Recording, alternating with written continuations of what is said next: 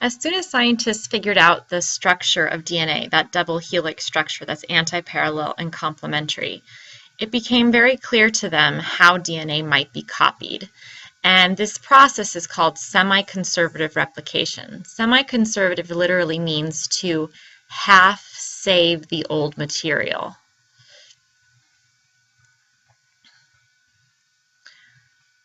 So imagine that this is one strand of the double helix, and this is the second strand of the double helix.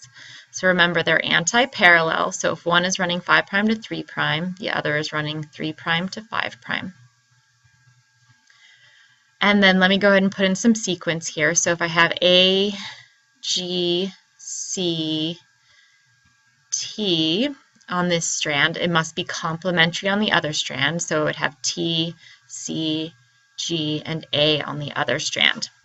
So what semiconservative replication means is that first these are going to separate. So the double helix will separate. So I'll put one over here. And we have that A, G, C, T. And then we've got the second strand over here. And it has the T, C, G, A sequence. And semiconservative means I'm going to keep half of the old molecule and half of it is going to become new. So I'm going to change colors. So blue is now my new molecule. So the second molecule will be made to match the half of the first one. So I'll make a new strand that is antiparallel and complementary. And the same thing will happen over here. The new strand will be antiparallel and complementary. And so what you should notice is these two strands, these two double helices are now exactly identical. And notice that they are also identical to the parent. So the parent double helix no longer exists. Half of it became part of this new one, and half of it became part of this new one. So that's the semi-conservative part. I have saved the old molecule, and half of it is new. And now I have two identical, when before I only had one. Now, it's not going to happen quite that simply. It's biology, so there's lots more steps in order to accomplish this. But that's the basic idea of semi-conservative replication. So replication is going to start at something called the origin. So in the DNA strand, it's a specific sequence. So it's just a sequence of DNA that marks it as the origin of replication. And what will happen is that the double helix will peel apart. So the origin is where the double helix begins to separate.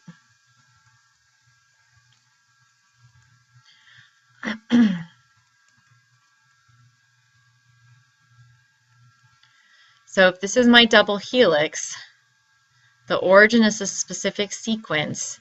It's going to peel apart at the origin and form a structure called a replication bubble. It also forms two replication forks. So each one of these is a fork. It's like a fork in a river where one becomes two. So there's two replication forks and a replication bubble at the origin. From the origin, replication is bidirectional. Bidirectional means two directions. So replication will move towards one fork and the other fork. So it moves towards both forks. So starting at the origin, which is here, and moving both this way and this way towards both forks. So this is showing a eukaryotic chromosome. Eukaryotic chromosomes are linear. That means they have a beginning and an end. And there are multiple origins of replication along a eukaryotic chromosome. Therefore, you see multiple replication bubbles. Bacteria have a single origin of replication. And so they'll peel apart and make one bubble and then form two. And this is because they have circular and small chromosomes. So they only need the one origin.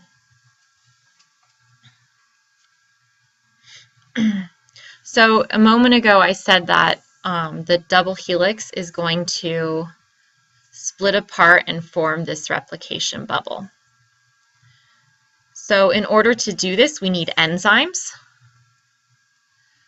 So these are enzymes that must be present to form the replication bubble.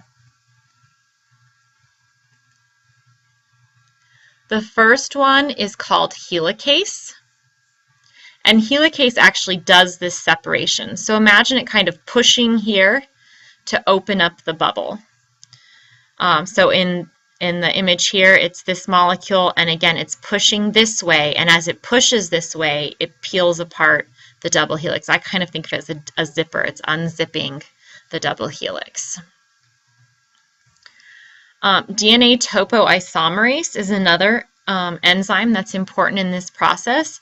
It's sitting here, just sort of in front of where it's getting unwound.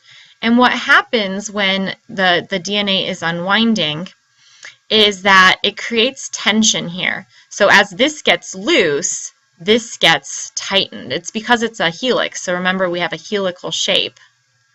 So if you have two threads wrapped around each other, this happens too. As you pull apart the threads, it gets tighter on the other side. If the DNA gets too tight, it could break. So DNA topoisomerase is there to relieve that tension caused by helicase, and that prevents DNA breakage. The other set of proteins that need to be here, and this is also abbreviated SSBP for short, single-strand binding proteins. They're these guys, these yellow guys all along this figure.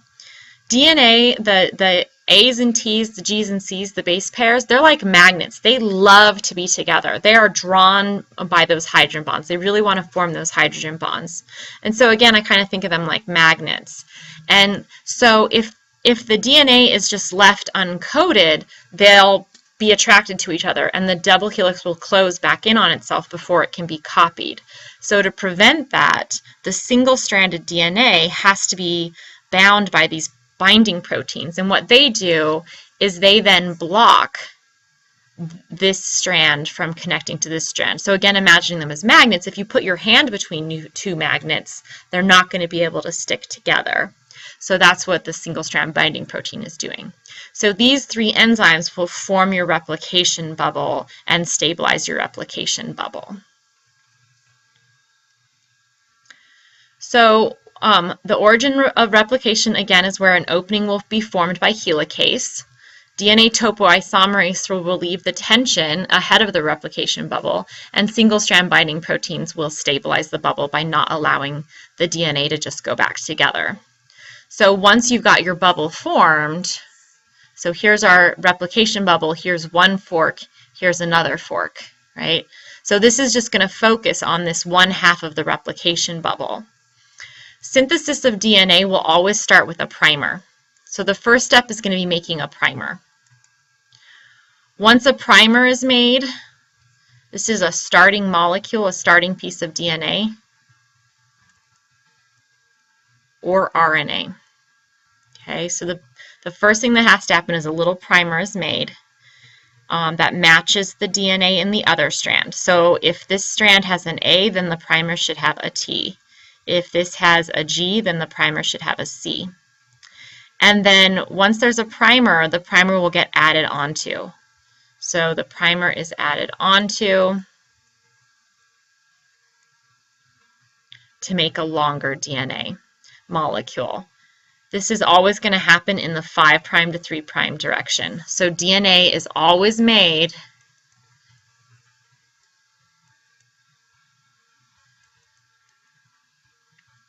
in the 5' to 3' direction.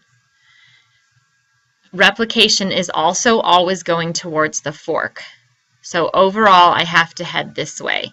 So this strand is being made this way, running 5' to 3'. But because the strands are anti-parallel, when I make 5' to 3', on this side of the loop, I have to make it in pieces.